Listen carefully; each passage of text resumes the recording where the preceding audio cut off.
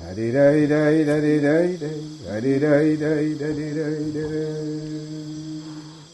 61 of the Wide Awake in Babylon podcast. In the new studio. And I'm being a cheerleader for people. Yeah? Mm-hmm. I have people, well, we're at that time where cut your fucking losses and move on. I mean, from drama or drama people? From drama people, from your need to sit there and foment about it in your brain about how people are behaving. It's like, it's enough. Yeah. You know, besides, how do you check your own behavior when you're too busy focused on how other people are behaving?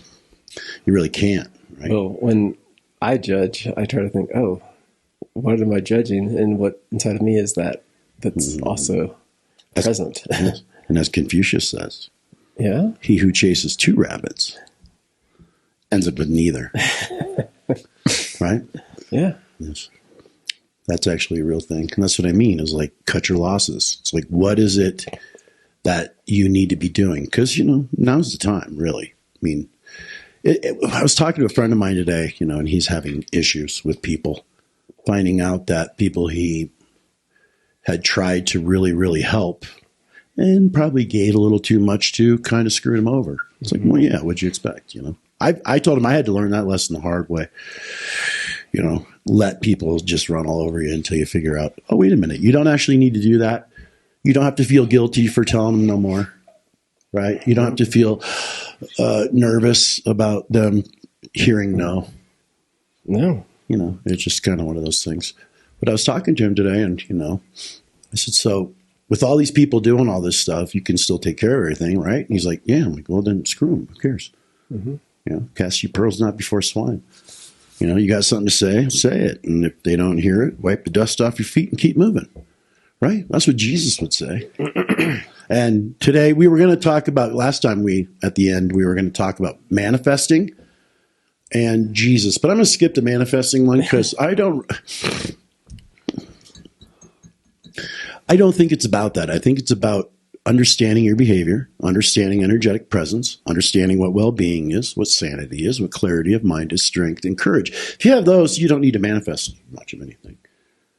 Right? Because you have the wherewithal to actually get what you need. I mean, every situation is an opportunity. Like, just look at it that way instead of like, oh, it's such a pain in the ass. Right. It's like, well, it's an opportunity for something. Right. And then you can get, you know, we'll talk about it a little bit. So the word manifesting, it's kind of a weird thing because you can manifest a whole lot of things, right? Bad relationships, right? Just by saying yes to some crazy person. Then there's also manifesting characters within yourself. That one's probably the more sketchy one, you know, because you ever read Faust? You know who that is? Mm-hmm. And he talks about Mephisto. He writes that book about Mephisto. 9 Layers of Hell. Something. But he basically wanted to be famous, a famous writer, and people to love him. So he manifested a demon in the room named Mephisto. Hmm. And that to me is the one that I don't think people recognize they're doing it. Right? Conjuring up something? Yeah, it's kind of like desire leads to a place where it kind of puts a portal in you. It opens you up, right? So with that openness, then something can manifest inside of you. And if you're going for, you know, things that you think are going to make you happy but really won't in the end, chances are they got something nefarious attached to them. And there'll be a certain character that plays out inside of that, you know. Mm-hmm. Just kind of, I mean, to me, it's like anything you choose to, I'm going to manifest this or that. I mean, I don't really like the word, honestly. I think it's never really jived with me. I just kind of roll my eyes when people use it. Yeah. But it's like, do you actually know what it is you need? Maybe you should like spend your time learning about what you need. And then once you understand what you need, it'll probably be in front of you. And that's been it's been my experience. Yeah, but there's a lot of psychological shit you got to get over first. Oh, that's right. The thing. A lot of hang-ups that we all have. Yeah, and and a lot of emotional confusion that lends itself to bad choices. You got to deal with all that first, and then you can get square with yourself. It's not that hard anymore. You don't really need to like spend your time. I'm going to manifest a thing. It's like, no, you have what you need. If you really check, you have what you need. Just don't get into it too much. So there we go. There's manifesting. I think my form of manifesting is just creating an opportunity for something to happen, something positive to happen, and then see what happens. Like not expecting an outcome, just like, hey, I'm going to go to this thing and where something good might happen. Right. So right there, it kind of points out that manifesting in a lot of ways is an opening, opening something up, right? You just be careful what you open up. Well, there's that. Right. I mean, if you're going at something from desperation, you're probably not going to open up something good. Right. But if you're going for like, I want to be more mature in my being, well, then you could probably open up something decent, like a relationship with Jesus. Right. He wants to talk about Jesus. Yeah, that's good. Yeah. So we're going to talk about Jesus. That's awesome. Okay, let's start off by saying the guy really didn't have a job. Oh, wasn't he a carpenter?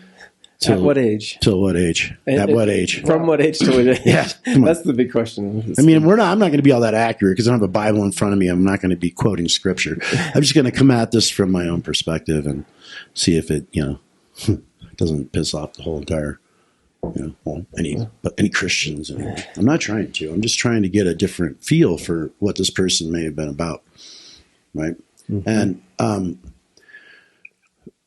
first, there's some of the things he said, and this is why I think there's a real problem with Christianity, is because he said, "Ye are gods; these things I have done, you shall do, and more. Physician, heal thyself." But you get this kind of narrative that without Jesus, you can't do anything. And it's like, that's not what he was. I don't think that's what he was saying at all. Not even close to what he was saying. And, he talks about behavior a lot, right? Mm-hmm. And I think that's when he talks about bear the cross. You have to bear your cross. Because if you're going to correct behavior to have well-being, energetic presence, and a connection to what's making you, which is pretty much what he's talking about, if you're actually going to have that, you're going to have to really understand what changes of behavior need to be made and suffer them.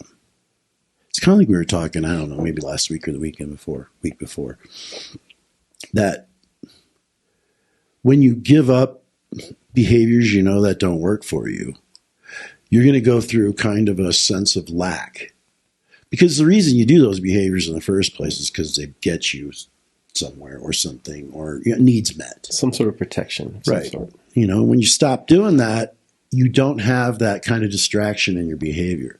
It's more of a focus. Mm-hmm. So usually, we start feeling bad, we'll surf on the phone or, whatever it is, our distraction of choices and grab onto it. But to really, really have that connection, you're going to have to look at why you're allowing your emotions to go the direction they're going, your feelings to go the way they're going. And in doing that, there's suffering, which is like being on a cross in a lot of ways. The purification. It's to remove the negative impact of behaviors that aren't fitting of someone who's going to be of a higher consciousness and a higher connection to what's making all of us. Mm-hmm. Right? So there's a lot of that, that goes in there that I don't think, he died on the cross for your sins. I don't really understand what that means.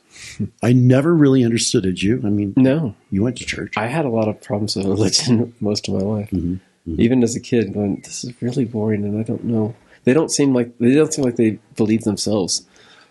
Like they're not convincing. Even a child, I'm like, they're not very convincing. Mm-hmm. Mm-hmm. Mm-hmm. And I was like, but everybody seems to think it's the thing. It's quite a big thing. Yeah. I mean, it's a pretty popular thing. I went as a kid, so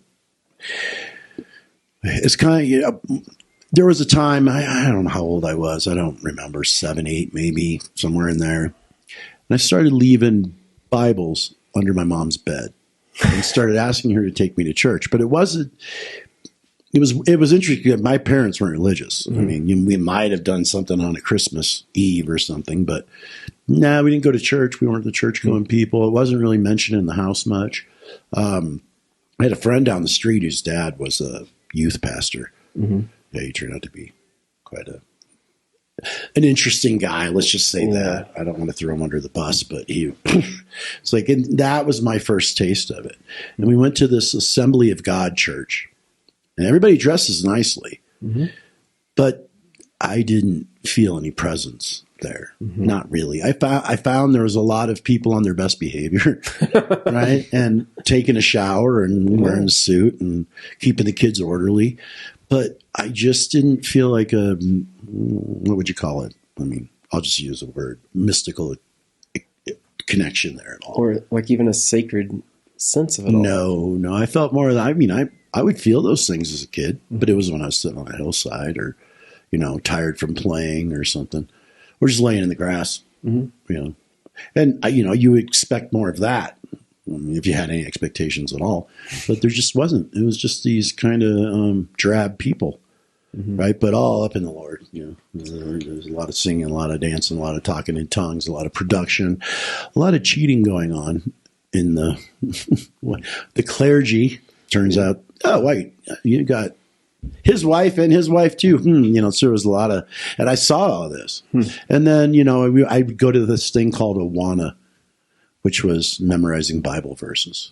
That's all it really was. Yeah. And you got these Awana badges for doing it. And then, it was social. My friends were doing it, so I would go do it with them. But I asked my mom to take me, because in experience I had when I was a kid, someone that looked like, the picture of Jesus actually helped me out one night in a really big way. I know I've talked about it in the podcast where shadows looming over me and a light comes through the window and there's suddenly a dude standing there, long hair and a beard, which is, I've been emulating that, and saved me from this kind of overbearing fear. They just pushed these questions on me that I had no way of knowing. Right. It's like that's beyond my comprehension and it's just trying to scare me with them and overwhelm me. I would lay there terrified. And then, one night it comes in for an attack and this guy that looks just like that. So I was interested. I was like, what is this? Because it resembles, it didn't look just like it because, people, they're all going to be depictions. They're not actual photographs, right. But someone looking like that. So I was kind of interested in it. And I went for about a year. I would go with my mom. And then after a while, I kind of recognized, this isn't really real.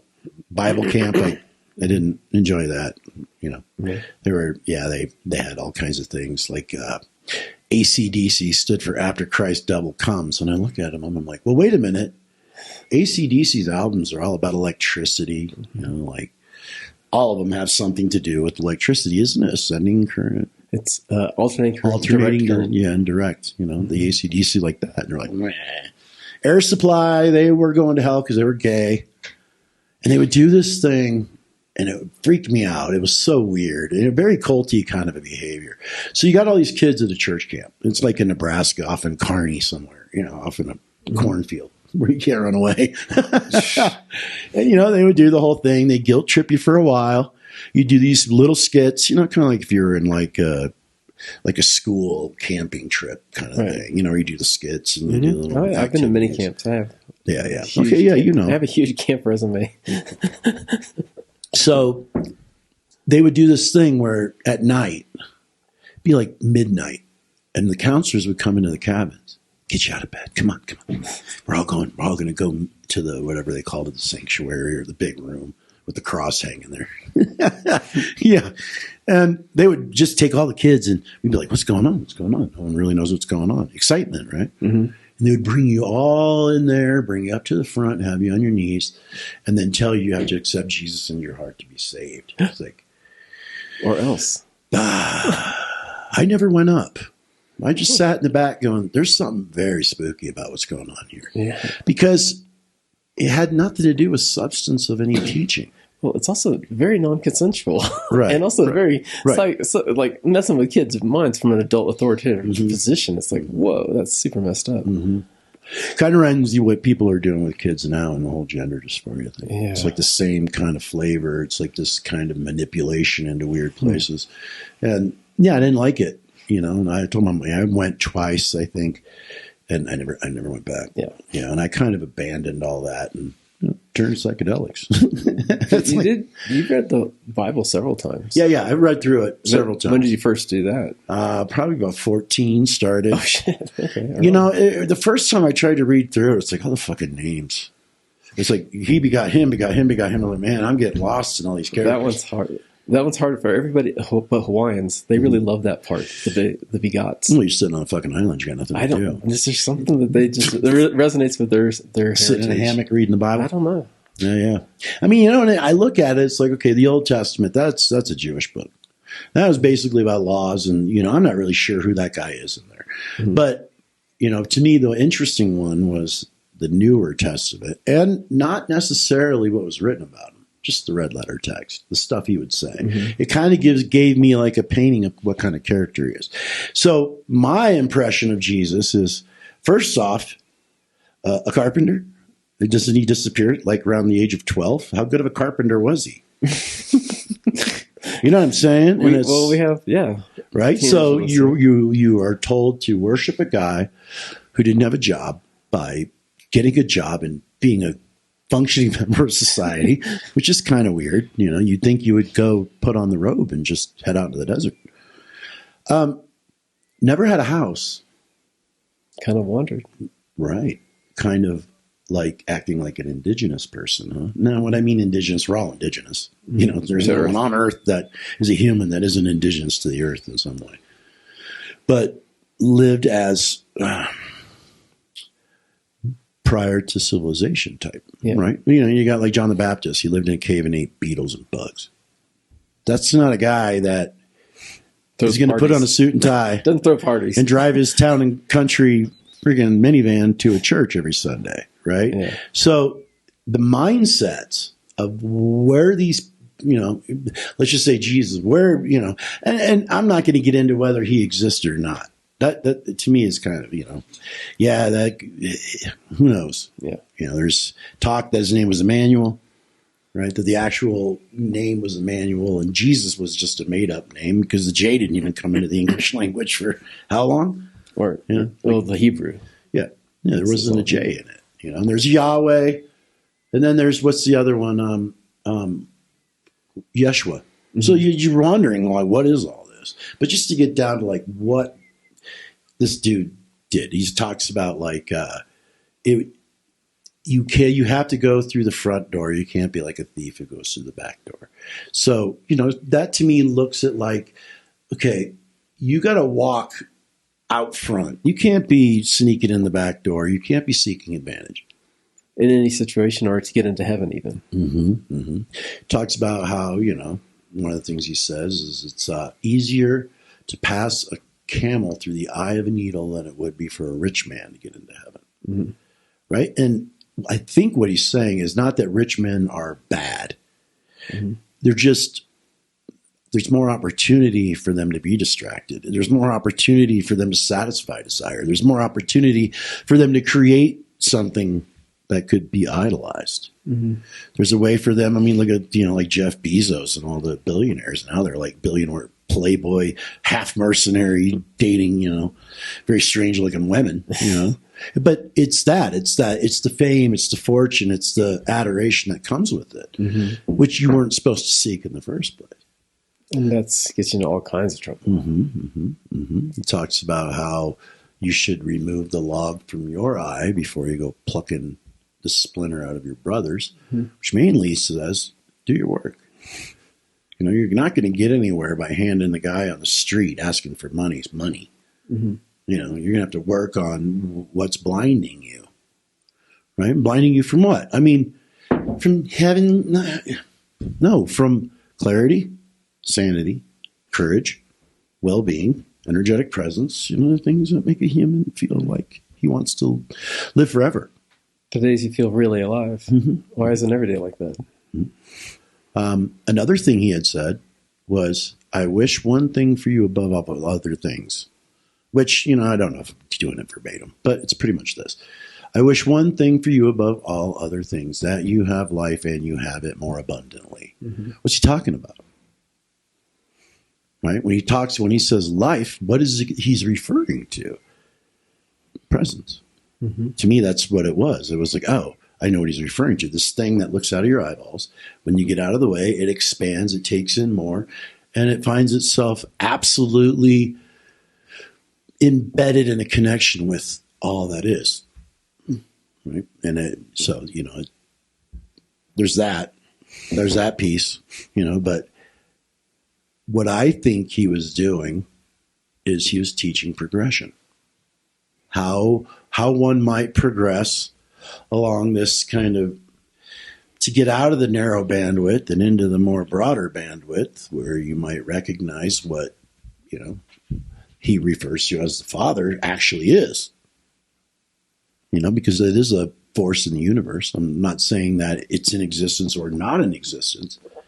Again, I think it's the movement. It's what you feel as evolutionary pressure, as force, as movement. That's what it is. It's not a stagnant thing. It's an energetic thing moving through you, right? And so, to be able to touch that, there's like a certain way to behave that helps you get there. So be like a child. I mean, that was one of the things he would say.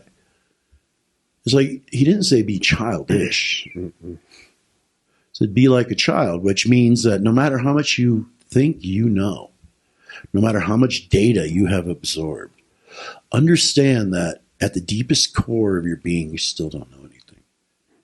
And to not be afraid of that, because when you were a child, you didn't know shit, and you don't seem to be afraid of it. Right? I mean, there's probably kids born that way. I'm sure there's, exceptions to everything, but most of the babies I meet, I have no problem with not knowing what's around them. Right? When they come into the world, they don't just see a coffee cup in front of them. They got to make that out after a while. Mm-hmm. Well, who's telling them what to do? It ain't you. You're just changing their diaper and shoving food in their mouth. And loving them. Well, yeah, for sure. And that energy, there's an exchange there. I don't want to discount that at all. But really, what's there? What taught them how to walk, how to crawl, how to put their hand to their mouth and feed themselves, how to smile? Urge. Yeah. Right. Like watching an actor, he's like getting into the crawling stage, something a little bit farther away, he's starting to get like, I want to get there. I have an urge. That movement. Yeah. But they have no fear of it. And they have no ulterior motive as to why I'm going to get that object. We already know why you're going to get that object. Just stick it in your mouth. It doesn't fit in my mouth. That's the game of the day. Yeah. And, and does he have a problem with how his life is? No. You develop that as you become older.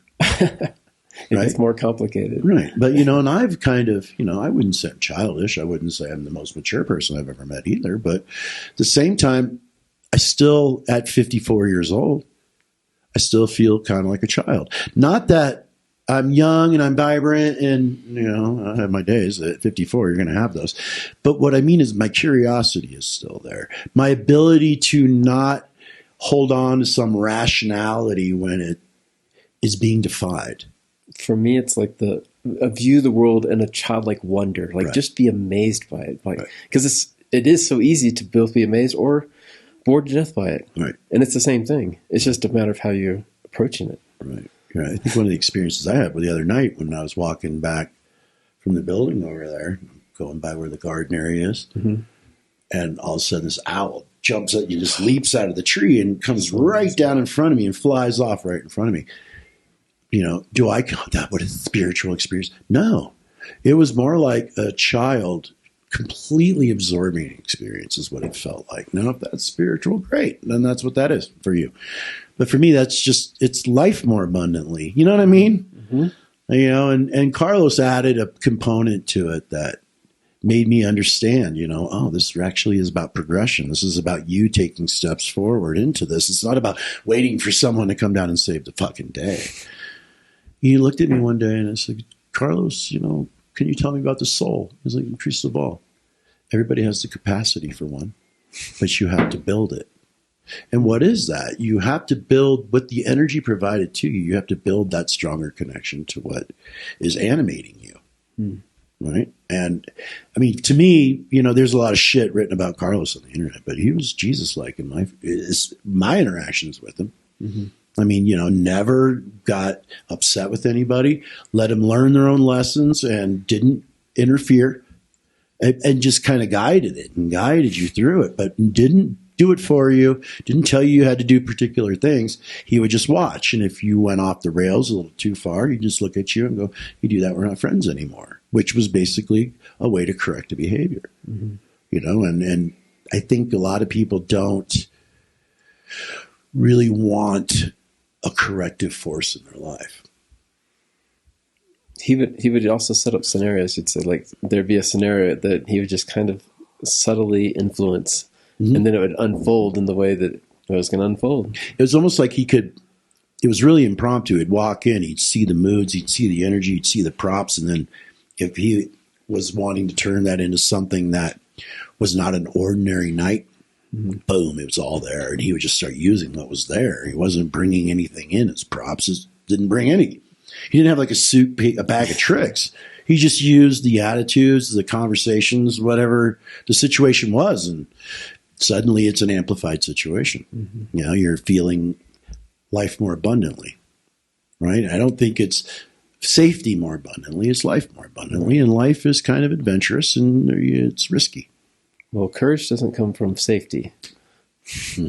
Courage comes from doing the hard thing. Right. Even though you're fearful, you do it anyway. That's courage. And you don't actually get the courage until after the experience. Right. You don't get it going into it. Right. You only have the stuff you built up before to even do something more courageous. And so there it is.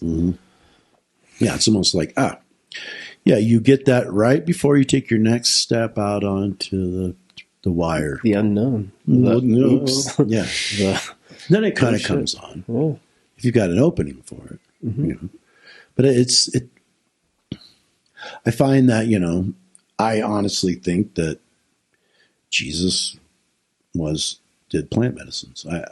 There's just really no doubt in my mind about it. I look at like that life and it's like, okay, so he wandered the desert for 2 years, saw Satan, was tempted by it. What'd you eat? What did you put in your mouth that caused that situation to come down? Soma is in the Bible. Well, there's, those books, The Mushroom and the Cross. Mushroom and the Cross and the Psychedelic Gospels is the one I read just a few months ago, and that really opened my eyes up and made me feel a deeper connection to Jesus, actually. Understanding that the sacrament that we get is styrofoam or wafers and some cheap wine. It's like, that doesn't seem like the real thing. Acacia was around there too. Acacia was around for sure in the desert. The burning bush was most likely acacia. So, but the premise that this whole thing was a mushroom cult is what it's called, and that really triggers some people when you say that. Yeah, it really does. It really does. But also it makes a lot of sense of the experiences that were depicted in the Bible. Or those of this world or those in another world, like a parallel sort of experience. And was that brought about by large doses of mushrooms or acacia? Well, like when he takes the 12 disciples up on the mountain, sit overnight. It's the whole famous saying, spirit is strong, but the flesh is weak, because they all fell asleep. They all passed out. Right? Did they all black out? What went on there? And it's like, I'm not saying, it absolutely happened, but there is definitely a lot of room in there. And the fact that, those things were widely used across all cultures, up until, modern man, really. And depicted in a lot of churches around the world up until 1250. And then they all disappeared from that. But there's a secret iconography, whatever that word is. Iconography? Thank you. There you go. Oof. Tongue twister. It was. Of mushrooms throughout a lot of Christian art and stuff. And so these books depict that, but it's in the Bible, but it's also it's like there's physical representations of this. So it's not just, you want that to be true. Right. See, and then they basically, there's some talk that it was a fertility cult. Yeah. Which, I don't know. To me, that, you can say that, but most people are not going to be able to really comprehend what that actually means. And I don't think it means that they screwed like rabbits. No.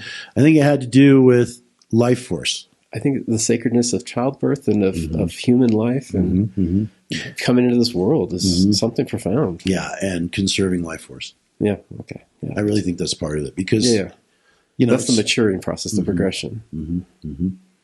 Yeah, and there's actually, if you look, okay, so when I say he taught progression, what did he do? He took a couple fishermen that were illiterate, right? Basically deadbeats. They couldn't do anything. But in the book of Acts, you see them out healing people, right? So they progressed. Jesus wasn't around to help them. They did that on their own. Right? And it's like the same thing looking out his eyeballs as looking out of yours. He just recognized it in a different way. Now, is that language correct for the day? Yeah, you probably don't understand it by this point. God the Father, that's masochistic. That's the patriarch. It's like you're connotating things that don't really connect. You're trying to basically say that people of old think the same way we do now, and they didn't. Right? So their words had different meanings, and you got to really kind of do away with this modern way of looking at the world and see how was it for humans?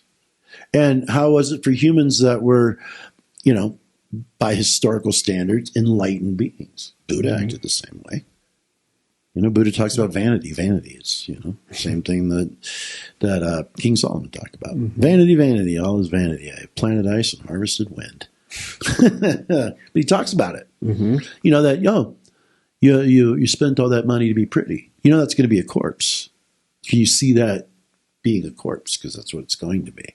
To never let the path you're on be distorted by these desires you have. And he always said desire is suffering. All desire leads to suffering, right? Because it's an expenditure of energy that you'll get back, but not in the way that you want it, right? It'll come the way you're going to accept it because desire has you kind of impulsive, right? And compulsion and obsession, suddenly you'll just take what looks like that, kind of thing. Yeah, so it's, it's kind of one of those things where, a human being has to look deeply within themselves. I mean, he talks about that when you meditate, you don't post it on Instagram. He didn't say that, but but Jesus were alive today, he'd say, hey, get the crosses out here. It's enough of that shit. And the other thing is, remember what I said about praying and meditating, that if you're going to do that, you go lock yourself in a closet and don't mention it to anyone.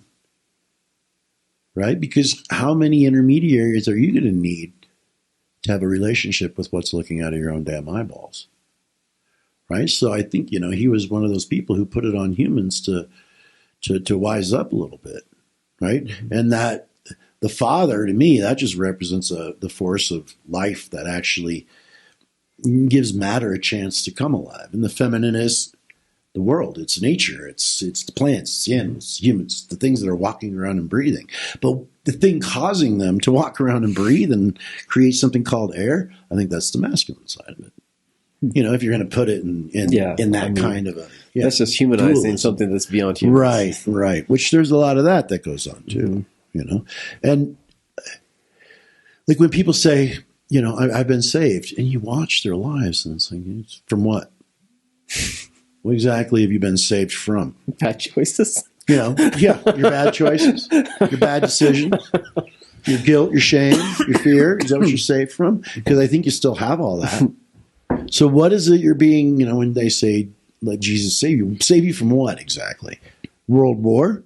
No. Well, if they're saved, why do they got to go back to church and get, forgiven for their sins every Sunday? I think community, spiritual community is important. Right. Well, yeah. And I think born again really probably refers to beginning to live a life of the soul and growing something that can grow corn that bears fruit. Right?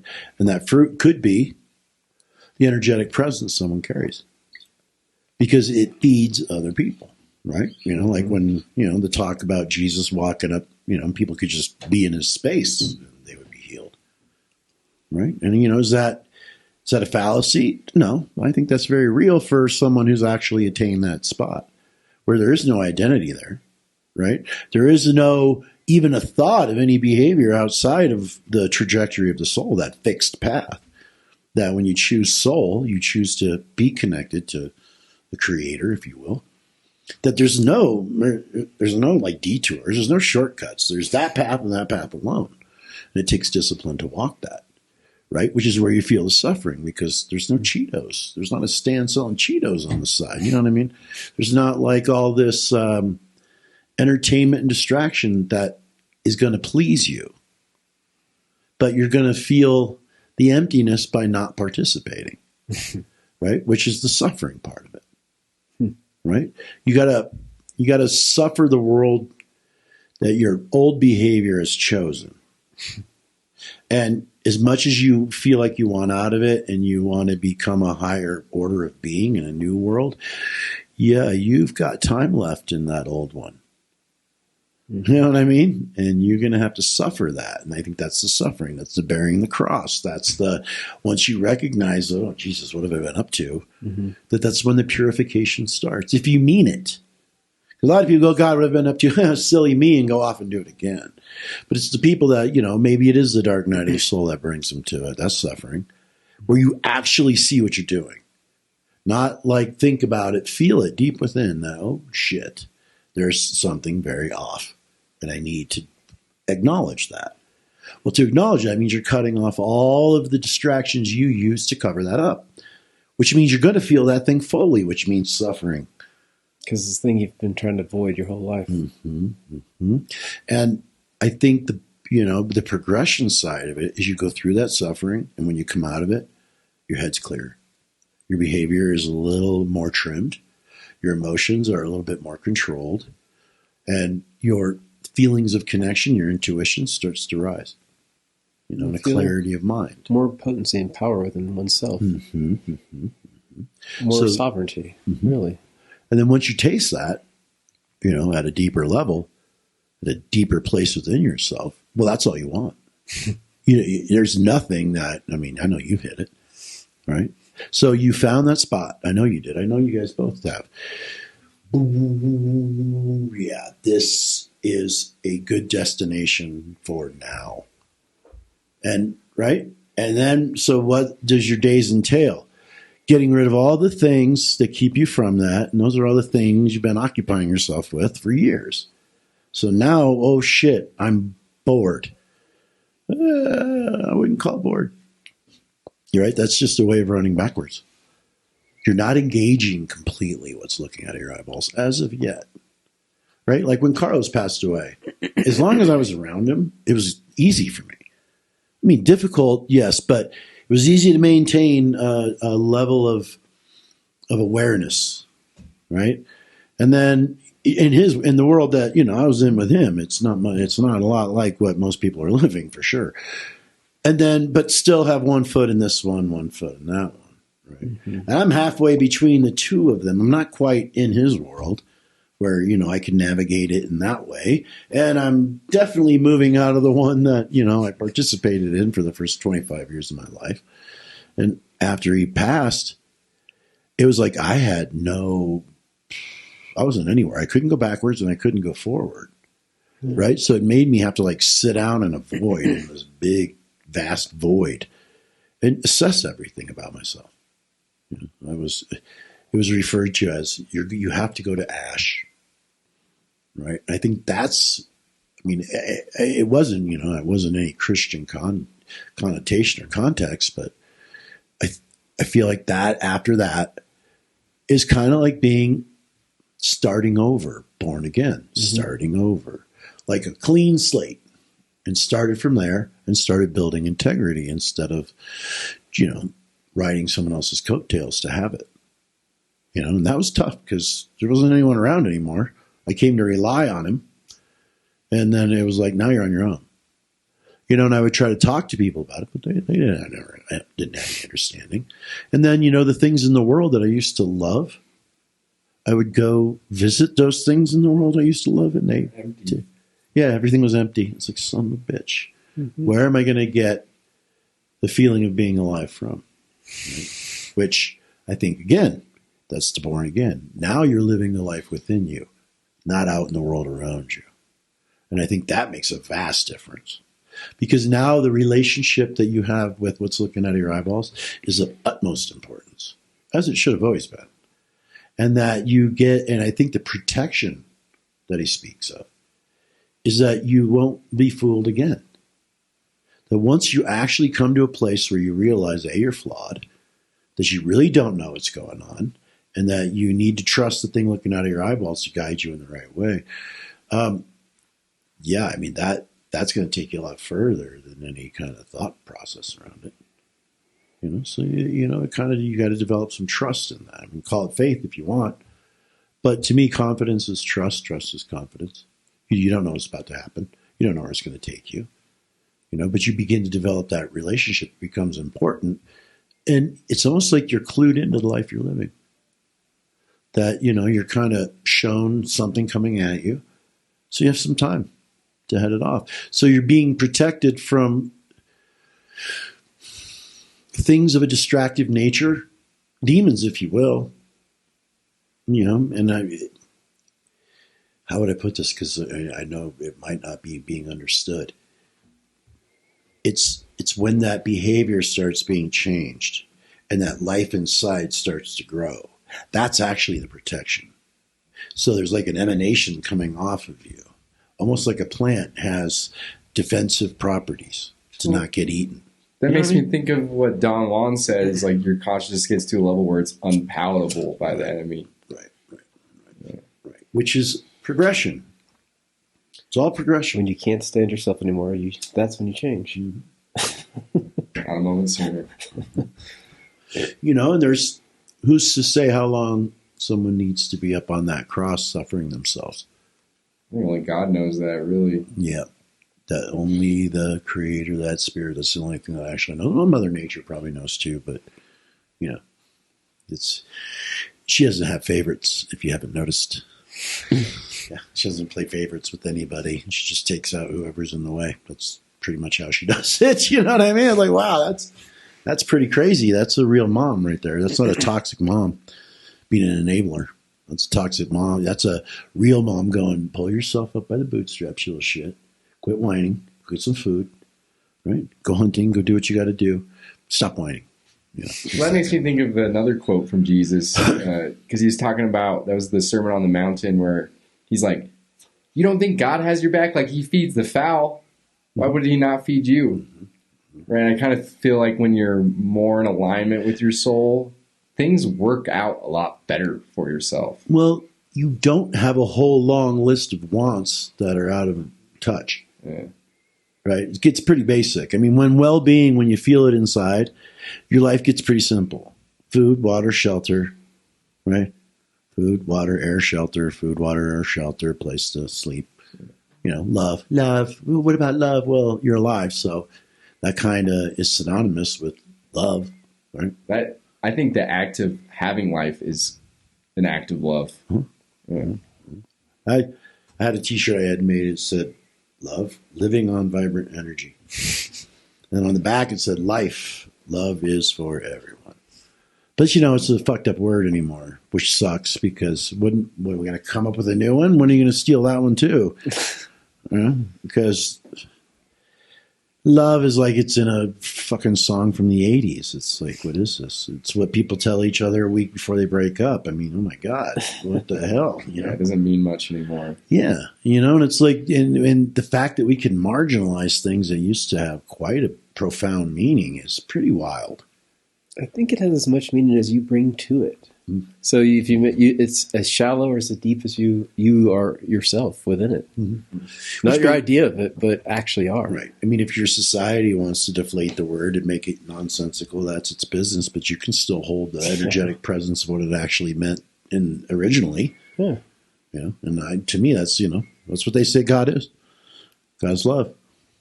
God is love. Says it a lot in there. God is love. Doesn't boast. Patient, kind, sweet, doesn't judge, doesn't get in the way, doesn't bother people, right? Unless they need to be bothered. And then it really bothers them, right?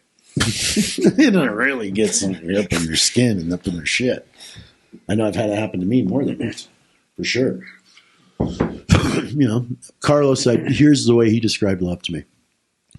My daughter Maya had colic real bad. You know what that is? It's like a gas situation. And it's when they eat. It lasts a few months. And you cry a lot. Oh, my God. Yeah. Hours and hours of just screaming. You're like, how do your little lungs, how are you not tired and passing out right now? How are you making all that damn noise? And you still have a voice. So I'm sitting there, and we were camping in the summer. So she was probably 4 months old, 5 months old. And Carlos was sitting on the hillside, and I'm feeding Maya. Her mother's at work, so I'm taking care of her. This is before Lexi was born, my second. And, I feed her, and I try to put her down for a nap, and she starts having colic, and it gets bad. I'm in there for 2.5 hours of just holding her. She's screaming, she's crying, she's screaming, she's crying. I get to the point where I just don't know what to do. and, just kind of feeling really odd and not good. So I laid her down on the bed, right, safely, and walked out the door and went and sat next to Carlos, right? And I just had tears in my eyes. He looks over at me. He's like, "You really want to do something, don't you?" I said, "More than anything, I want to help her right now and get her out of that suffering." He's like, "Yeah, you really want to do something, but there's not much you can do, is there?" I'm like, "Nope." It's like, "Welcome to love." Can you, and I understood what he meant. I mean, it might not mean something to anybody else, but I'm sure it meant a lot to me. What he meant was, yeah, you can get frustrated with that. But did you forget to love?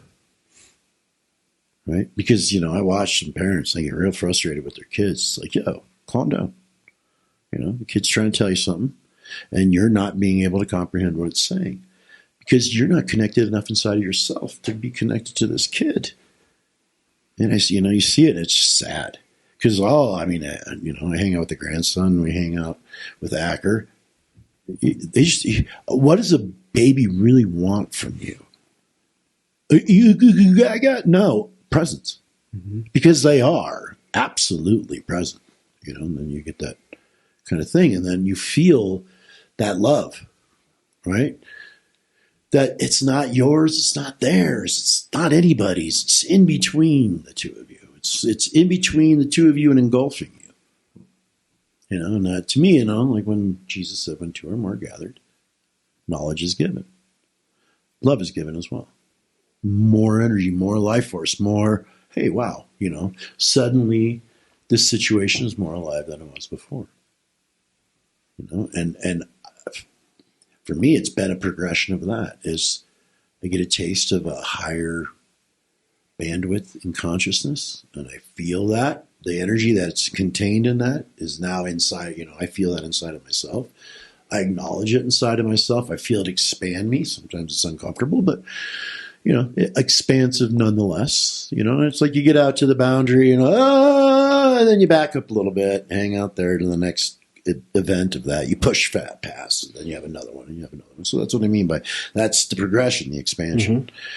But the more I would get glimpses of that, the more I realized that's really, I don't really understand what anyone is supposed to be after in this world or what you're supposed to do with your life. But I know for myself, and it's not a thought, it's a feeling, it's a movement, to be with that. To have as much of that presence as possible and remove anything that blocks it. And, you have to look at it forces you to look at your desires, doesn't it? Mm-hmm.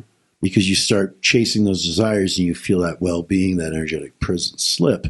You just now intuited the fact that this thing doesn't serve you well, but you only know it and no alternative, mm-hmm. right?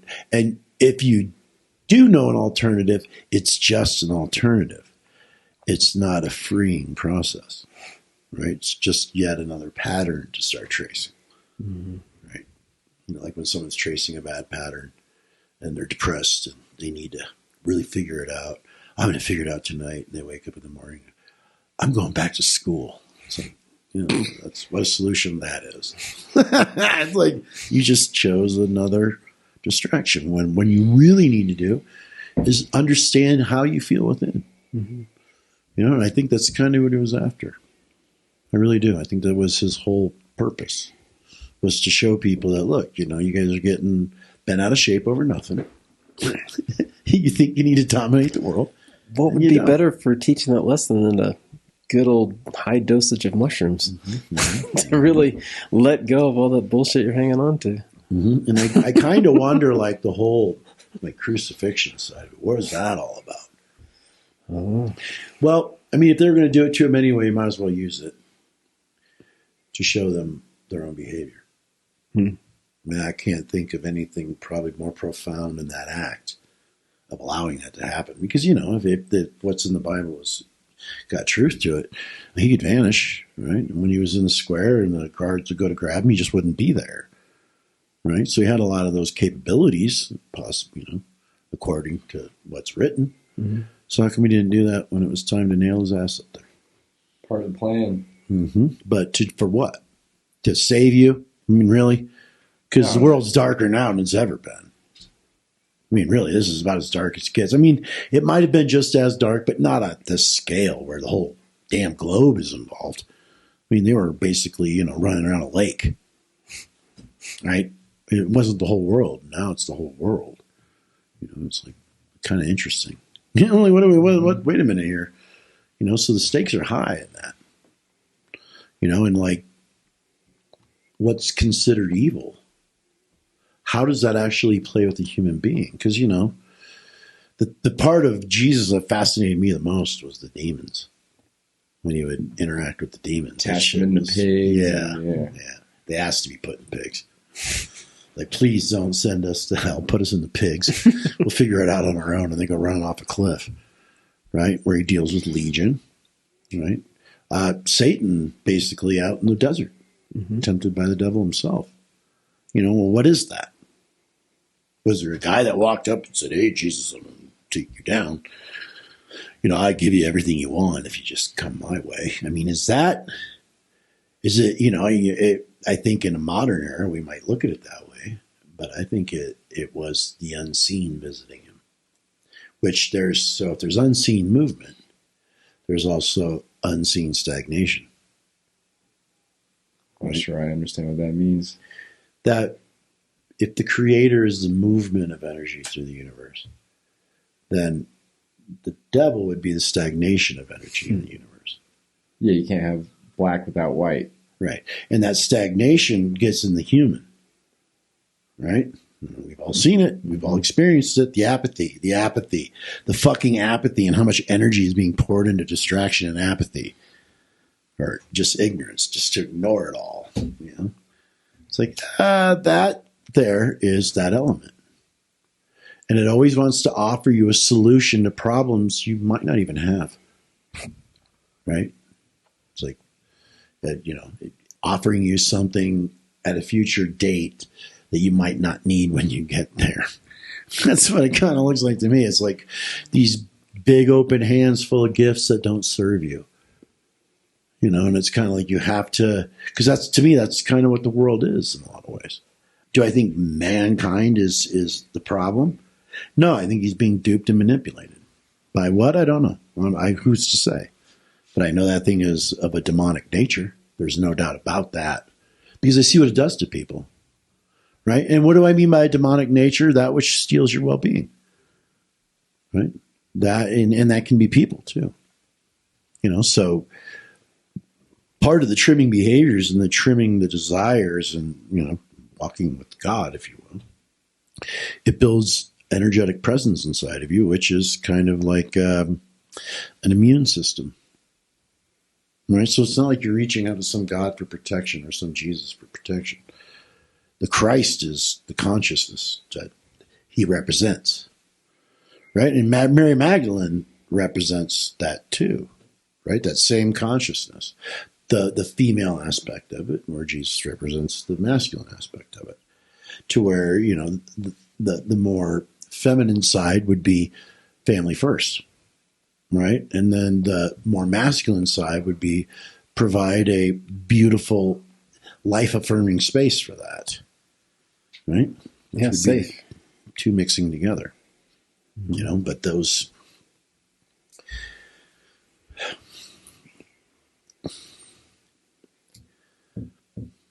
One thing I kind of was thinking with the whole Jesus thing is when I was down in the jungle, I had, I went from hardcore atheist, materialistic, and outside of my tombo, there was this tree. And in this tree, there was this pattern that looked like a man. And I would like meditate and look at it every day. And it was like the last day before the last ceremony. I was like, oh, shit, that's Jesus in that tree. And I went to that ceremony and he showed up and he only said one word to me because I was like, I'm trying to heal my body. He's like, I know, son, which was a very Jesus thing to say. But then he showed me that the thing that we're all looking for is right inside of ourselves. Yep. But that experience then led me to like go watch, there's that Chosen show, which is really popular right now about the life of Jesus. And one of the big problems I have with it is there's all these experiences with Jesus. He's like, you have to believe in me. Like, I think they tainted the Christianity to make you think that freedom was outside of yourself. It's in Jesus. And I don't think that's what he was preaching at all. You know, I think when people talk about Christ, they're not talking about like the term Christ. Like, I don't think that's really referring to Jesus. You know, like maybe it's referring to life force, or like people talk about like Christ consciousness and that sort of thing. Like it's an illuminated consciousness. Yeah, it's basically the path ahead of you is illuminated, and when the path ahead of you is illuminated, you recognize the silliness of choice. You do. You recognize it. You're like, yeah. I mean, there's nothing over there, right? Well, it's like going on about like the surrender. Well, he didn't say surrender, but it's, you know, going with spirit. You know, you get there's kind of I feel like a necessity for surrendering to spirit, because you can't really make decisions, because the person make decisions, that's the identity, that's not spirit. So you have to give the choices and all the movements up to spirit and kind of just sit back and let it happen. Not my will, but thy will be done. Yeah. Right. So there's that, you know, and when I hear that, I think of, okay, so what Carlos referred to is we all have the capacity for soul, but you have to grow it. That's your will. Right? And then you see the will of the movement of the cosmos and life itself and how it plays out. Well, that's its own will, right? To match yours to it, which is, you know, what I've said is, if you're going to have an identity, the best thing you can do with it is try to have it as much as a mirror image of what's actually alive inside of you. Yeah, and that you've been talking about that last weekend too when we had some folks up here. Because Don Juan, he talks about the double and how you have to like create this as an exact duplicate of that, and then you get your double. Mm-hmm. I assume that's kind of the same thing, right? I think that I think it's about progression. At a certain point, you develop the soul, and the soul becomes independent of you, right? With a life of its own. And that one who gives up the distraction lives that life. And one who isn't sure if they want to give up distraction sees it, but they're not really participating in it. So those things could be happening to them, like split. They're in two places at once. They would never even know. Oh, wow. They would never even know. And there's plenty of those kind of situations where you achieve something, but you have no idea about it, but there were witnesses to it.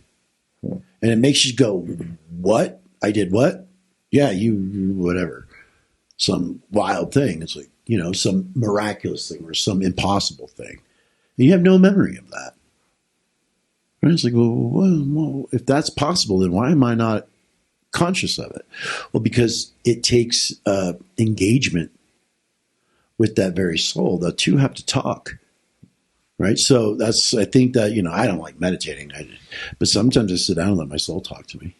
And what does it speak in? It speaks in energetic language. Doesn't speak English, doesn't speak Spanish or Latin or French or Jew language. Hebrew. Sorry. Yeah. Sorry. Doesn't, all our Jewish viewers out there. Sorry. It doesn't speak, like I'm saying, it doesn't speak Chinese. It speaks in this energetic language. And me as a human with a mind, I don't have that. But there's something inside that develops that has energetic literacy and can, like Don Juan says, you can take on that knowledge because you have the energy to take it on. You can actually flatten it out and use it. Right? So you start to, I mean, that's part of that development. That's part of that progression. That's part of that being able to, you know, take chaos and turn it into order, which pretty much to me is one of the most magical things a human can do. Right? Just turn chaos into order. Mm-hmm. It's like other night you were talking to me and you were explaining some very abstract thoughts. Mm-hmm.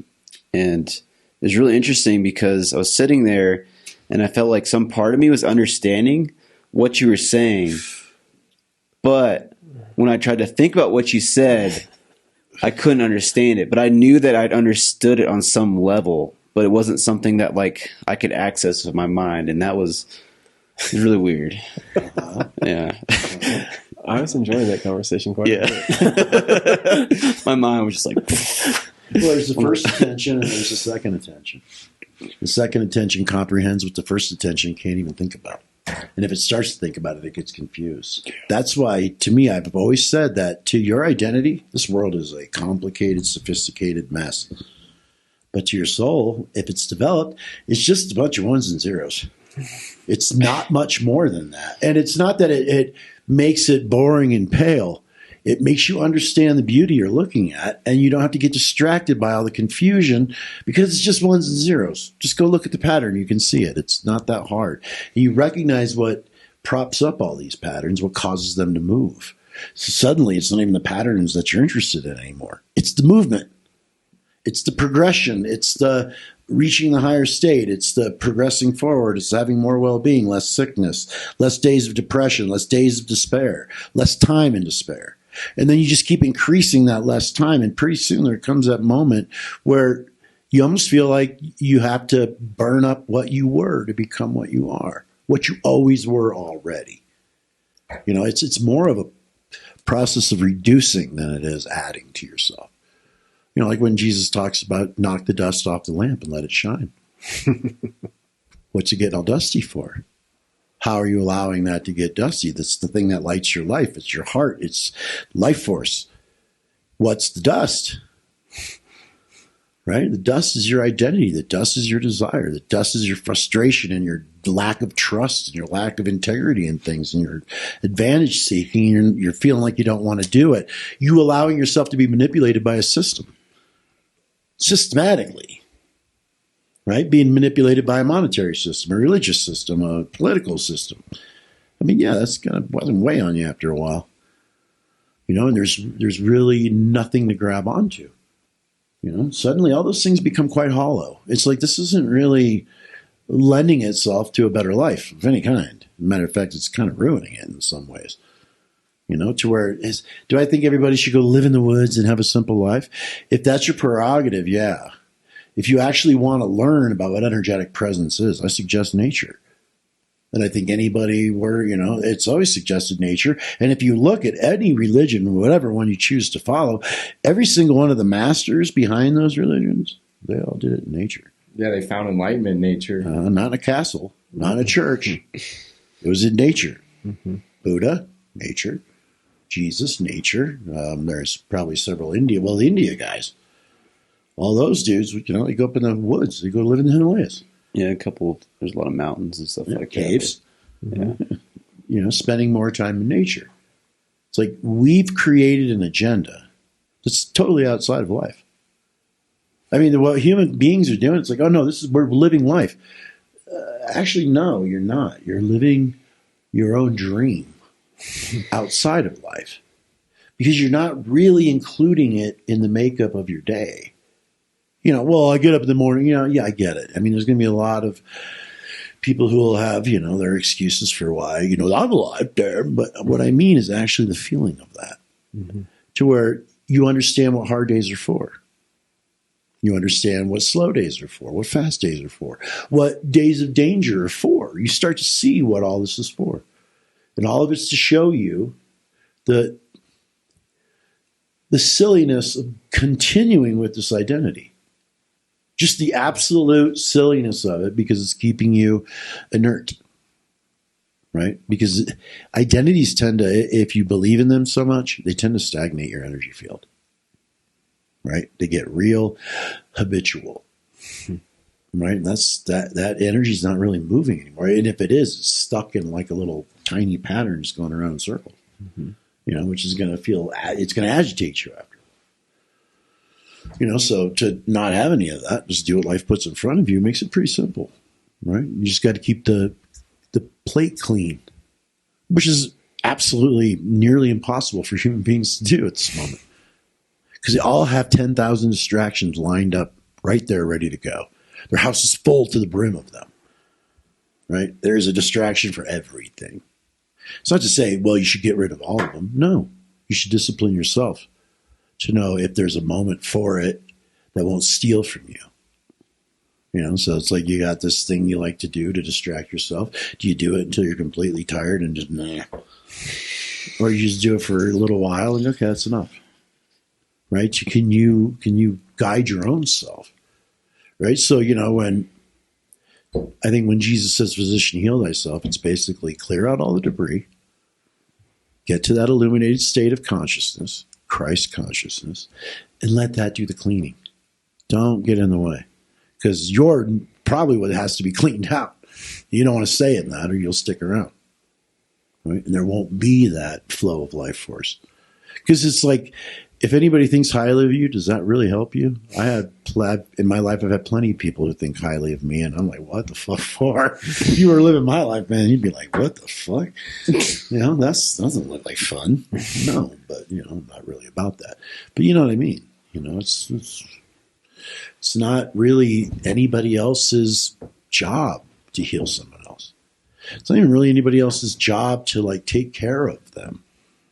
If one's actually about being alive, they'll take care of themselves. If you really honor the life inside of you, you'll do what you can. You'll do what's in you to do. It's like people ask me, why do you do this? Well, it's in me to do. I can't not do it.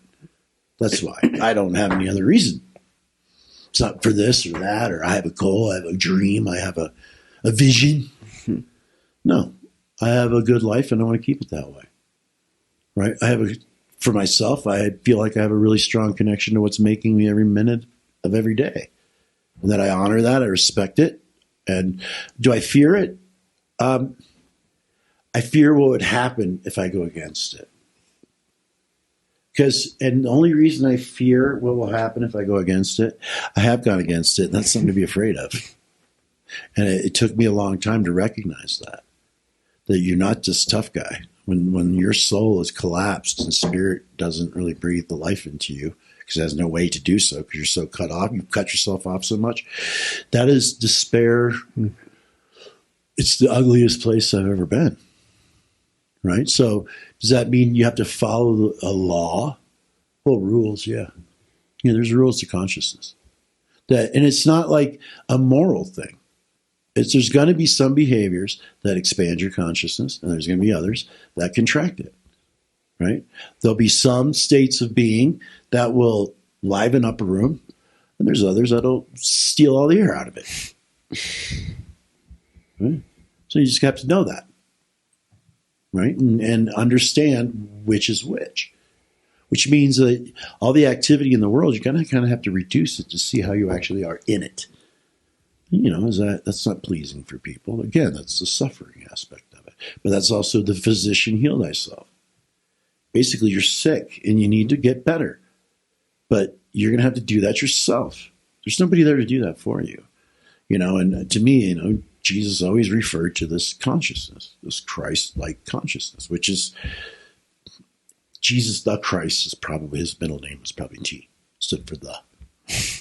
Right? Like when you were talking about ceremony, like when you were down in the jungle, you're doing your dieta and you see Jesus in the trees. I mean, I've sat in Hamaloka, I don't know how many times, bunches. And there's been quite a few nights where I'll be sitting there and it feels like heaven. Something, I don't know how else to describe it. It's not like a place. It's a feeling within that creates like this visual complete sensory experience of a place that you might call heaven. And every time that's happened, I see these dudes and women too in white robes walking up looking just like that. And all of them putting their hands on me. I mean, I've had that so many times. It's just like the laying on of hands. It's like, wow, that was wild. And you just feel like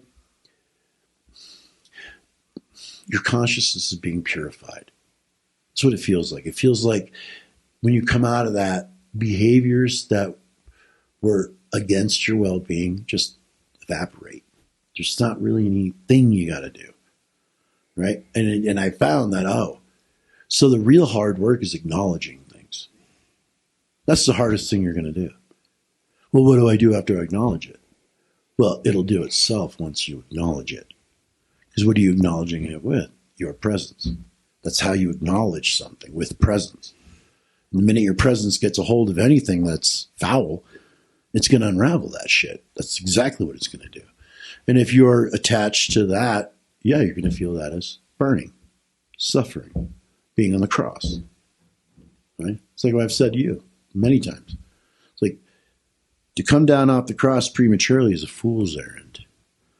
But to try to take anyone else down off the cross prematurely, now you're doing the devil's work.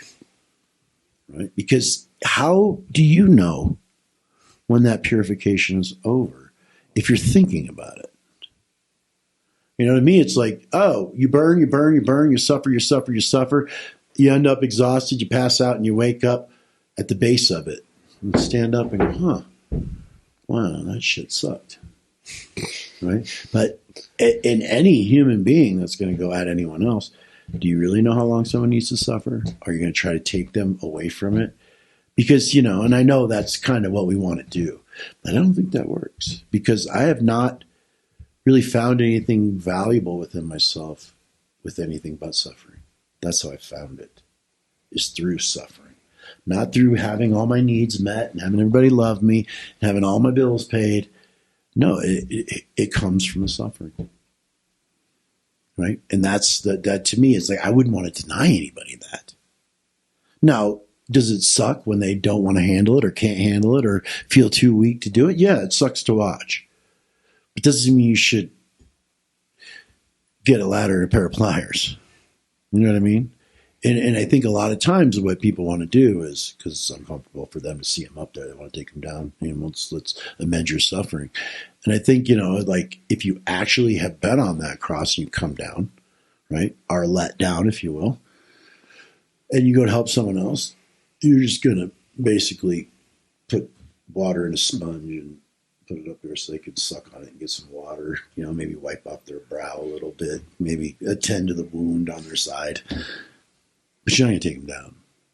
It's not your job, for one, right? Physician, heal thyself, not heal everyone else. Right? That's just not a real thing. You know, and we're in this kind of thing now where, you know, there's so many damn healers running around. So many wellness retreats. And this is like, what the hell is going on here? Do you really think that one little weekend with someone in a dress playing bowls is going to actually fix it? That you go to a Reiki treatment or an energy healing or some cacao ceremony or something, you really think that's going to heal anything? You know, I think you have more opportunity to be in a community of really good people, maybe drinking cacao or doing whatever, and associating with them. You'll probably get a lot more out of that. Yeah, it's just we have this idea that we're here to heal the world. And it's like, heal yourself. That is the world. It's your perception in the world. You got to heal that one first. You know, and then I think after that, then you can stop being so opinionated about what religion is. Because, you know, it's like, well, like the Bible. I don't think the Bible's true. So basically what you're saying is your ancestors lied to you.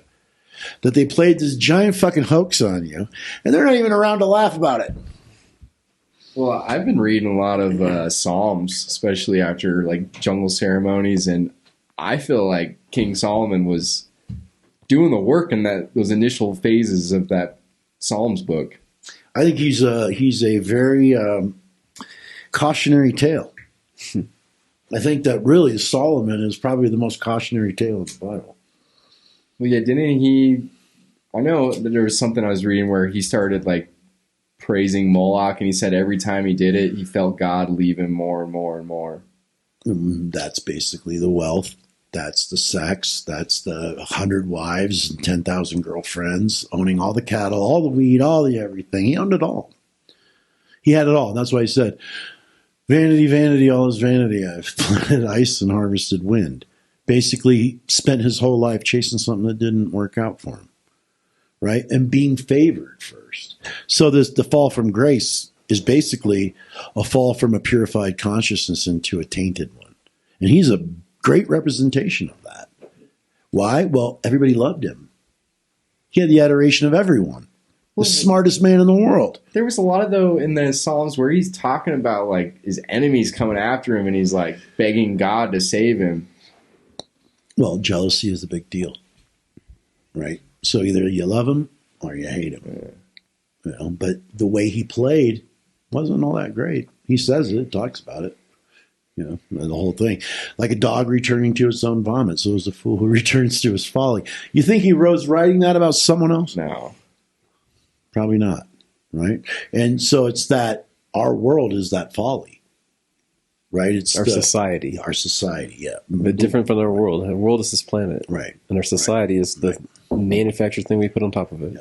I always used to say, society, what is it? It's a sick joke played on humanity. And then you got two worlds going on simultaneously, one made for you and one made by you. Tell me, which one actually has all the problems and depression and need for medication? Profitable. It's very profitable. Mm-hmm. Mm-hmm. But, that's, to me, is, therein is the pit. Mm-hmm. And it doesn't have to be. That's the thing, is I think that's what kind of angers some people or frustrates them, is somewhere inside, although it's probably very abstract, they know that society could run in a more cohesive way. I'm not saying that, you have a utopia, because I don't think that's real, but it can run very sound without much danger. And that's just not being allowed to. Correct. Right? So, to me, that's like the calling of the soul. It's like, I almost kind of feel like that spirit that creates everything has kind of got its focus on us right now. And that either you're feeling it as an upliftment, an expansion of bandwidth, or you're feeling it as the wall squeezing in around you, depending on, what you're, which direction you're going. Mm-hmm. Right? And I actually feel that the expansion, it's like, is there a whole lot of shit going on? Yes, there is. But where's your focus? I mean, you're going to just pay attention to that, just look at that, or are you going to do something about what's inside of you and free yourself from society? Doesn't mean, drop out, and it doesn't necessarily mean that. I mean, interact for sure, engage for sure, acknowledge it for sure, but don't sacrifice your well-being for it. Right? I mean, that shouldn't be illegal. Shouldn't be. Right. So, I mean, if you just want a more simple life, you just want to back away from this crazy train we're on, you have the right to do that. But they do kind of make it illegal. Like, if you want to drop out and live in the woods and, like, well, say not pay your taxes, I'm not recommending that, but society doesn't want you not being a part of it. But what is that? Okay, so we say society. What is that? Is that all the people involved? Because nobody really wants to pay their taxes. They find themselves doing it. Nobody really wants to live with all these conditions and codes, but they have to. So what is society? Now, what humans' interaction with it is they acquiesce to it. I say it's control mechanisms. Yeah. That's what it really is. And who created that? Well, would a human do that to another without some kind of influence that is not good? Because I find that most of the people that are authoritarian, they want things to be still and stagnant, not moving. Yeah, they're miserable people in their own lives. They want everything to stop, slow down, because if it's in movement, they can't touch it. So they want it to be there. Okay, now I can. It gets too complex for control. Yeah. And so if we're all individuals that are sovereign, that's very dangerous to control mechanisms. Well, that, and, if you are doing that and you're setting up all these nets and control mechanisms and the movement of the creator, the universe, the movement through the universe, all of them, decides to come right through that, you don't get to stop that. Mm-mm. It's not like you can defend yourself from the Almighty. There's just not going to fucking happen. You're living because of it. So, and that can be revoked at any moment, any second, any breath. So it's like society is to get you to look outside of yourself. As long as you're looking outside of yourself, then you're far away from spirit, its protection, and ultimately its power to destroy that inside of you, that falseness. It also seems like a lot of making gerbils run on a wheel to keep them distracted so they can't even look inside themselves. Right. And politics. Yeah. And then you got religions, right, where, like the Catholics, here's what I think they did. They convinced the Jews to kill one of their own, right? Because Pilate washes his hands. The Jews wanted this. You guys, it's your people. I want you dead. So they basically kill him and then take him as a mascot. Something along those right? Control people. And they control the narrative around it.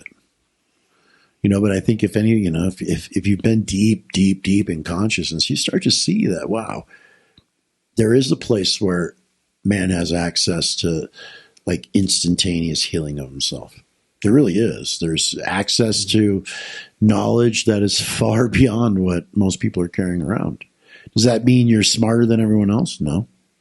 You're going to be a subject to nature just like everyone else, right? But you just have a way of acknowledging things and being able to identify and be aware of things so you can operate differently inside of them, which is really where the benefit of it all comes from, is you get to do this differently. And if you do it well enough and you follow it completely, no bad comes of it. You just live your life. You don't need to make a big splash, a big wave. You don't need to be marching on the street. You don't need to be joining an organization of any kind. You already are part of an organization called the Cosmos. What the fuck more do you want? And it's like, well, we have these things we must do. It's like, that is the society telling you that. I think we all kind of feel that somewhere. So this big rise in consciousness, people saying Jesus is coming back. No, the Christ is making that consciousness, that power of consciousness is making another appearance. And it will lift some up and squash others. I mean, obviously, and when it lifts them up, who knows what happens? That's the great mystery that is so profound to me is, because I watched Carlos vanish, right? It wasn't just, he was there and then he wasn't. No, there's a lot of components about that were just beyond the mind. You feel like you're expanded out, like you're way stretched, right? And that when he does it, you feel the familiarity of it inside of yourself. Like, this is possible. This is possible. Yeah, Carl Jung said that. He's like, everything that we learn is actually a remembrance. Mm-hmm. Mm-hmm. So you start to see that. I mean, you get into those deep spaces in the jungle. I don't care how far out you've been. It all feels familiar. Yeah. Right. And when you get afraid, oh my God, yeah, that's real familiar. Because why would you have a reaction of fear to something unless you feared it once before? Right. It's a reaction. Right. Which means you've acted it out before. Right. And I think therein, it's like, how serious do you want to do this work? How serious do you want to heal yourself? You start to recognize that, the fear of the unknown comes from you having fear of the unknown, even when you say you don't, right? Because when you feel it, you only feel it as fear as if you remember it from a time before. Then you start to see that, okay, so this is called a fall from grace, and is that something that I need to build back, or do I need to reduce my amount of energetic involvement in a world that is ultimately false? Right? Doesn't mean don't love it. Doesn't mean don't value it. Doesn't mean don't love your children, hang out with your grandkids. Not at all. To absolutely do that. Because the element I think that is super important is you can only really have a relationship with something that's alive. Right? I'm not having a relationship with this lighter. It has to be alive, or it has to create something within you that you can actually experience. Right? So to me, it's like, when I say this doesn't mean, your family doesn't matter and nobody matters. No, that's all that matters. But without all of the desire, the manipulation and the control, and then being afraid and the opinions, removing all of that, right? And having an actual relationship from what's looking out of your eyeballs to what's looking out of their eyeballs. And yeah, there might be an identity there, but that's of a secondary nature, right? It's of secondary importance. What's of importance is, you recognize the life inside of you. I recognize the life inside of me. Together, we're two components of this larger thing. What happens if we, put our heads together? Right? Can something come out of that? And I'm interested in that. I mean, that's really kind of what I try to do. Is, okay, we're going to either have a regular day, regular conversation, blah, blah, blah, or, I'm going to start asking different kinds of questions, taking a conversation in a different place and see if we can light this room up and see if we can feel alive for the moment. I like to feel alive all the time. Doesn't matter what kind of mood it is. But I watch that a lot of people are waiting for life to start up. Like, they're sitting there in existence, but they're not really engaging the fullness of life. And, to me, it's like, can we create opportunities to really engage life in a bigger way and not let our mind get in the way, but almost be a participant in it? right? So we kind of try to clear out the mental debris that keeps us distracted and start using that thing in a focused way with awareness and attention and a will behind it. And you start cleaning that thing out. Clean it out of whatever's funky in there. And pretty soon, you can start to actually map that out. And I think that's where confidence gets built, because you can actually start to trust in how you're perceiving things. That it's being given to you. You're not trying to figure it out anymore. Right? And that is really, if your consciousness is illuminated, what the fuck do you need to think about? Nothing. Nothing at all. And it's like Jesus had expressions, but I doubt he ever had many thoughts. Like Carlos, he had a lot of expressions and no real thoughts. Expressions of a lesson, expressions of an observation, expressions of this, of that, but no like abstract thinking about stuff. Just like an equation in his head. That was never the way it went. It was more about just clearing out the debris and letting the lamplight glow. Right? Turning that 60-watt shine into 1,000-watt shine. Right? And a lot of that is just peeling away what it isn't. And that to me is the cleansing, if you will, the life eternal. Getting to that eternal life is the one inside of you is going on forever, but the you've been propping up, it's going to die with you. All right, so it's better to have more of your energy or awareness engaged with what's making you than what you're making, right? Because that'll carry you. And then you start to, you actually get to understand what that is to the degree a human can. Doesn't mean that you are enlightened or you're some sage. I mean, those days are over. I mean, too many people played that game in the wrong way for anyone to take it seriously. So it's not really about whether anybody sees you as a Christ or whatever. It's about how much freedom do you have to express that within yourself? And will you express it to the world? A lot of people probably try, but I find that it's better expressed with people you're close with anyway. Right? Which in society, the people you're the closest with are the ones you marginalize the most. Right? So that's got to go. Yeah, you get that? I'm trying to. You're just saying that the people that were around the most, we kind of fall into a slumber with how we approach if we're them. not about the let me right's not the word. If we're not about true understanding, then we default to who do you hurt the most? The people closest to you, right? Who do you ignore the most? The people closest to you. You start marginalizing your relationship with them. Right. Because you have a familiarity with it, but that familiarity is not actually all that real. It's just now you have a programmed perception of who they are. To me, it's like, I've had very long relationships. None of them have been short. I never dated someone for 3 months. A couple of years, first one, then marriage for 24. Then, and that one ended. And now this one's been 7, going on 8 years.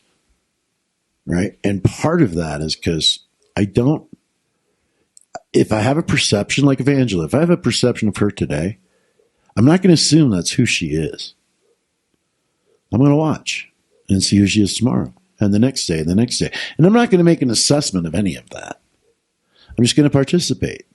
And when it feels great, awesome. And when it doesn't, well, let's talk about that. Let's just sit down and actually talk about it. Not you did this and you did that. No. Like you ever, when you feel that way, what's going on? Out of a wanting to acknowledge that, a relationship is important and that I can't look at you today and assume that's who you're going to be tomorrow.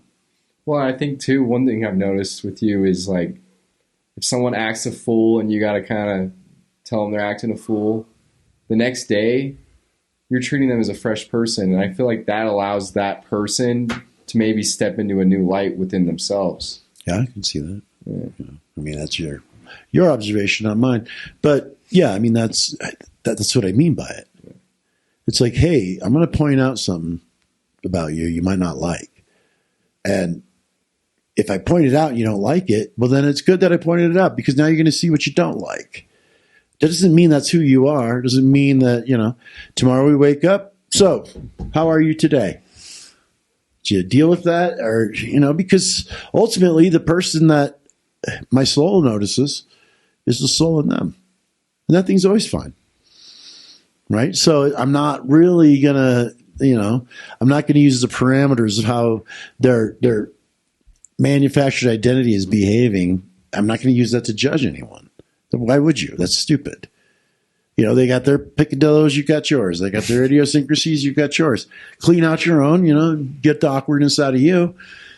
So I just want to see free human beings. Free in their energetic presence. Their will is free. Their mind is free to express whatever's inside of them. And they're free enough to look within and not have to look outside the fucking window all the time. They can actually look within. I mean, that to me is freedom. Doesn't really matter what's happening. Chopping wood, hanging out, eating food, whatever it is. You can be there with it in a much brighter way. And that's the person that I always see. So this flawed identity that people play with sometimes, no, that should be belittled, made fun of, chastised. Get the fuck out of here, you little shit. Let the adult step forward. Let the mature one step forward. Right? So if, it's like if something like that happens and the identity is kind of being, poked at a little bit, it might not be there the next day. Right? It might have altered. It might have shifted a little bit, which means now you're working with a whole different person. Really. I think that's, a lot of people who got my parents, they just don't understand. It's like, well, you have to understand something. Your parents know you in a certain way. You don't live with them anymore. So they know you as they know you, not as who you are. They know you from their history with you, which is all identity at some point, right? Mm-hmm. And so when you show up, they're seeing you as they've always known you. And when you say you're something different, you're defying their perception of you. And that can get ugly, as you know. Right? Going to get really judgy, real weird, really worried. Oh, I'm worried about you. What are you doing? Not behaving the way I want you to. Yeah. Yeah. I don't think you're living, the way you're living, it scares me. It's like, it's good thing you're not living that way. For sure. And the way you're living makes me feel like I want to put a gun to my head. Thank God I'm not living that way. But that's, that's a problem. And I think you have to see it fresh every day. If I had a hard day, it's okay. Done. Day done. Sleep like a baby. Wake up and don't expect, I don't have any expectations of that following through into the next day. If it does, okay, that's what's happening. That's what life has put in front of me. But I'm not going to force it there. Right? I'm not going to wake up and start meditating on some shit. I'm going to, all right. Feels okay. It kind of seems like to me that resentment is a thing that can tie you to looking at someone a certain way. Mm-hmm. Yeah, I'm sure that's a big part of it. Yeah. Mm-hmm. But what is resentment other than a perception? I feel like resentment's probably an inner unhappiness that you're projecting onto another. Well, I think any negative feeling is that. Yeah. Like any kind of negativity feeling is the absence of spirit within you. Or not acknowledging it. And so it turns into something that's stress instead of pressure. Right? So you stress about it, and that's how you're expressing your life force. Right? Or you could feel the evolutionary pressure and feel the movement of it all. So again, I think part of that resentment is you want things to stagnate. You want them to stop. It just needs to stop. It's like, what needs to stop? The planet rotating? What about the universe spinning around? How about, the earth? Is that supposed to stop going around the sun? What needs to stop here? Right? Do you want it to stop? What do you want to stop? Right? And it's that wanting to turn life into something manageable. And that right there shows that you don't understand it. You don't understand what it actually is. You think it's like a place you do stuff. It's not that at all. It's the movement of energy through you. It's the presence of well-being. It's life more abundantly, right? It's I and the Father are one. That there is no separate identity between what's making you and the you you're presenting. It's not that hard to really figure out. You know, like you get these people who are like, well, I don't believe in creation, I believe in evolution. Can you think of a possibility that creation happened through a process we call evolution? How come that one's so hard to grasp? It just wouldn't make fucking sense. You know, they're not opposed. Yeah, and it doesn't have to be exactly one way or the other. Right. Like there could be flaws in both those ideas. Mm-hmm. I mean, as long as you have a manufactured identity and a genuine one, yeah, you're at odds. Right? You will be at odds. Those two are going to be at odds. You know, so yeah, you're always going to have that. You're always going to have this kind of oddity inside of you. That's the purification, right? If you're going to be safe from anything, you get your consciousness to a place where the manufactured identity dissolves. So you're not carrying around this product you made to sell to the world. You're being the genuine living thing inside of you, which to me is far more satisfying. It's not as sexy. I mean, you know, you're not at the club wearing your silk and going to ditty parties. You know, you're not doing any of that. Mm-hmm. You know, a lot of people don't want to hang out with you. You just make it uncomfortable. Thank you very much. You're a toxic masculine. It's like, no, I'm just being who I'm here to be. That's, you know, but those, to me, I think really that being saved is not having a manufactured identity. So what's it saving you? A whole lot of fucking time. Yeah. Saving you from that. You know? Saving you from the destruction. Right? Saving you from stagnation. But it's not anyone doing that. It's the energetic level in you builds up to where you can comprehend a little more, that your bandwidth of consciousness and ability to have intelligence expands a little more, that you understand energy as it's moving through you.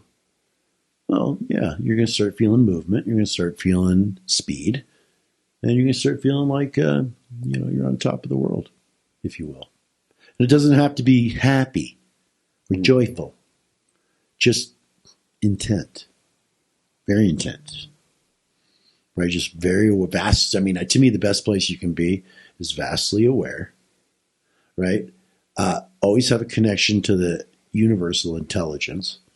Having life force moving through you. And having the courage to face that. What better thing could you have? You know, because if we just keep following the way we're going and let experts tell us the way, this is how you're supposed to live, for what ends? What goal is it you're trying to achieve here? What? So you become a PhD in blah, blah, blah, blah, blah, blah, blah, blah, blah. Tell me how that helps you when you're gone.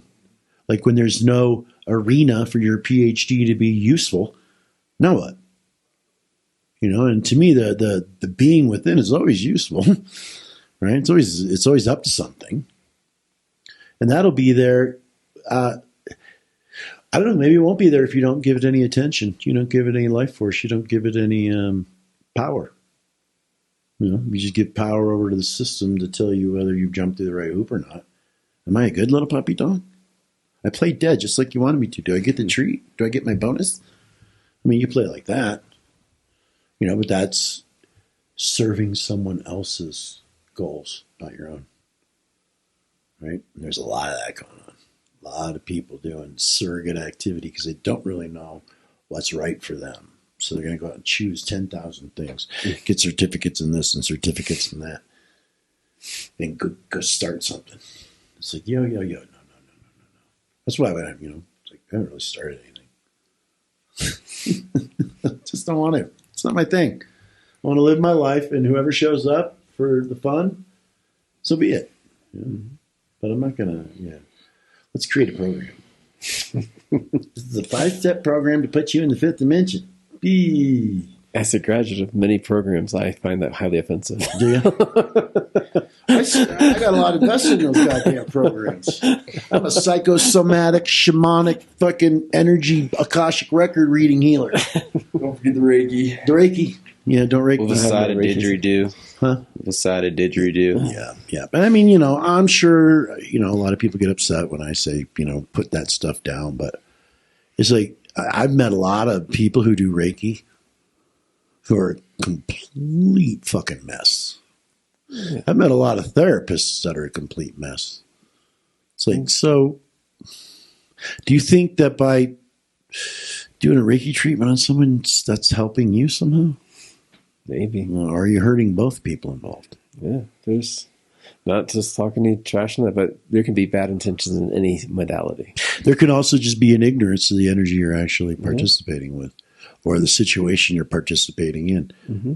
You know, like, you know, it's, I won't say it. I won't say Probably best. Yeah.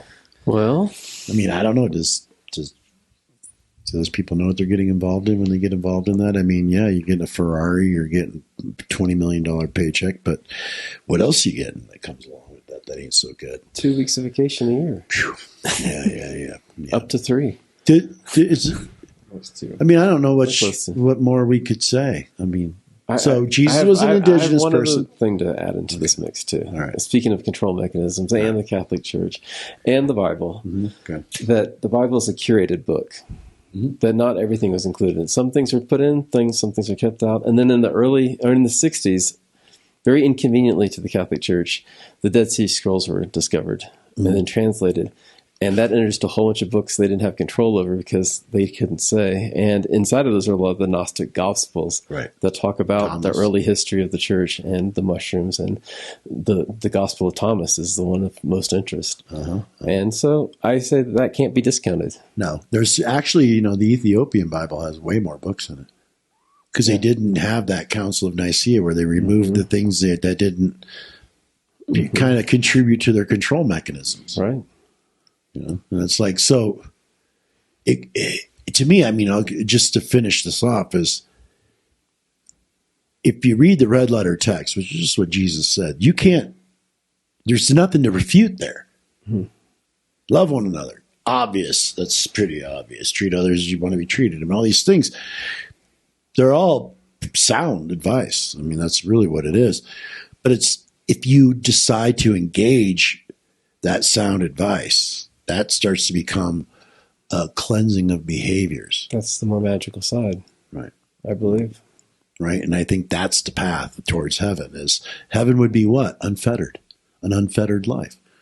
Well, then the process of purification, of being saved, would be to unfetter your life. And some of those fetters on you are tethers that without them, you feel like you're just getting out of hand. And that's where you have to, you know, check the behavior, be aware, and get your will in alignment. To like, no, it's about well-being. You know, it's like my friend today. It was just going on and on. I'm like, dude, you need to chill the fuck out. What? Yeah, people are behaving badly. Okay, so we know that. But really, are they treating your daughters? No, there's no treatment of my daughters by them at all. Okay, then who cares? You know, so you're catching some shit. Well, you decided to be in this world that way. So catch the shit, but don't go spread it around, because now what are you going to do? Now you're all, this person, that person, this person, that person. Now you're going to go home and your wife has to hear it too. You know, you can just, this is another, and I told him, I said, you know, every time you get real close, you have something come out to distract you. And he said it today. He's like, you know, every time I feel like I finally got somewhere, some shit starts. I'm like, yeah, it's to stop you. And you need to recognize what that is and what influence it has on you. Then you might start taking your consciousness a little more seriously. And I don't mean seriously. I mean giving it more room in your life and seeing it for the sacred presence it actually is. There's nothing sacred other than presence. Is a tree sacred? Yes, it has presence. Is my dog sacred? Yes, it has presence. Are you sacred? Yes, you have presence. I would even go as far as saying the soil is precious, not precious. It has presence. Yeah. It's sacred. The air has presence. And when you breathe it in, it gives you some too. Presence, presence, presence, presence, presence. It's the energetic presence that is sacred. right? It can't be fucked with. And the minute you decide you want to try and fuck with it, you try fucking with it with words. And guess what happens when you do that? It leaves you, right? If we can sit in this real high vibe, you've watched it. If nothing is said, it's easily held. But the minute the thought comes in, it dwindles. It's like, see, you've left the higher plane of existence to talk about it and think about it. You can either be in it or you can think about it, and understand the difference between the two. And then you can be Jesus too, right? It's not that hard. It just takes a commitment to living the life inside of you, paying attention to it, and recognizing the presence that looks out of those eyeballs as the most important thing. Because without it, you don't have anything. So it is the most important thing, which makes it sacred, right? And to develop a relationship with that, it becomes, you start having an appreciation for the sacred, right? Which means that you won't behave in ways that go against it anymore, right? And if you're going to teach anybody anything, if that's what you could even call it, you're going to point out that they don't respect the sacred within themselves continuously until they see that, oh, yeah, my behaviors are for my satisfaction, not for understanding the life I live. That's a whole different way of living. To live for satisfaction and consumption, or to live to understand the life inside of you, what it is and what its value actually is. Right? Anyway. I don't know, that probably made no sense to anybody. But no, okay. I think that did. Yeah. Did it make sense to you? Mm-hmm. So Jesus was indigenous. Oh, yeah. And Judas probably was tripping his balls and fucking was freaked out, ran out the street, got caught. Said, he gave it to me. He gave me the mushroom. Fuck it, get him. Give me my 30 silver pieces. Yeah. So, I mean, I don't know, because there's been a lot of talk that, well, Judas was his favorite. And he's the one that got him hung. Yeah.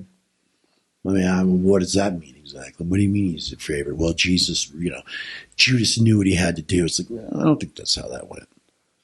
I don't think that's how that went at all. I think he fucking lost his mind and it kind of like wanted to be put back in the Matrix.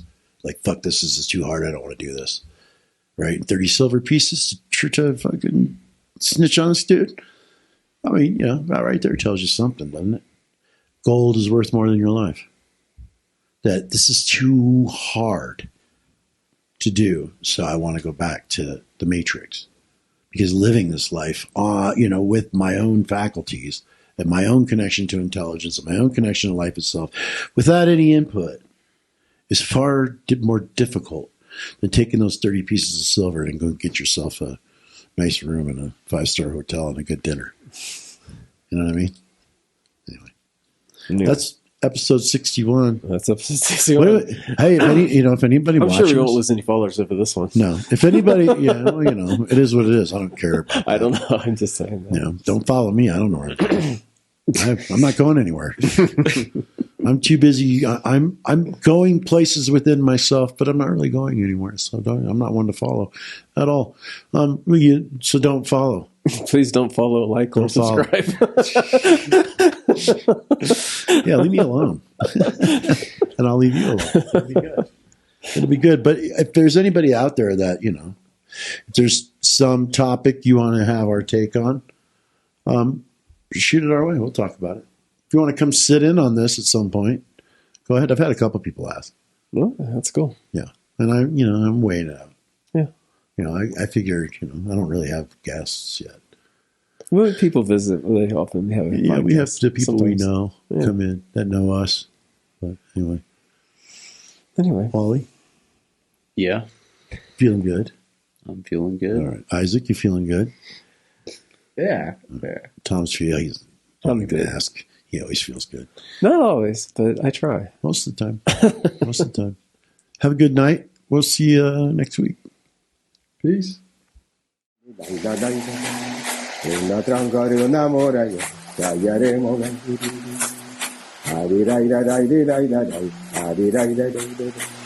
ha đi đây đây đây đây ha đi đây đây đây yo no ne o pai đi đây la đây đi ne o pai đi đi đây đi đi đây đây đây vai vai đây đi ha đi đây đây ha đây đây ha đi đây đây đây đây đây gần là sao vậy ya ya re mo me đi xin đây hay đi đây đây đây hay đi đây đây đây hay đi đây đây đây ha là đây là đây hay đi đây đây đây ha là ya mo đi đi đi đây